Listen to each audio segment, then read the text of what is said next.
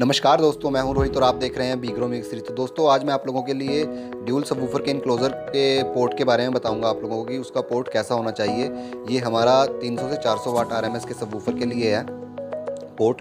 तो इसको आप अच्छी तरह देखना, एंड तक देखना इस वीडियो को, और बीच में कहीं से भी स्किप मत करना। आपको अच्छी तरह ये वीडियो समझ में आ जाएगी, क्योंकि मैं इस वीडियो में कुछ ज़्यादा नहीं बोलूँगा, तो आप खुद देख लेना इस वीडियो को। और एक चीज़ और बता दूं आप लोगों को कि हम इस पोर्ट को थोड़ा सा बड़ा और कर सकते हैं। अगर जो आपके पास ड्यूल कॉइल सबवूफर हैं तो आप इसके पोर्ट को थोड़ा सा बड़ा कर सकते हैं। तो आप देख लीजिए, इस वीडियो को पूरा देखना, कहीं से स्किप मत करना, क्योंकि इस वीडियो में कुछ नहीं बोलूँगा। आप अच्छी तरह देख लेना इस वीडियो को।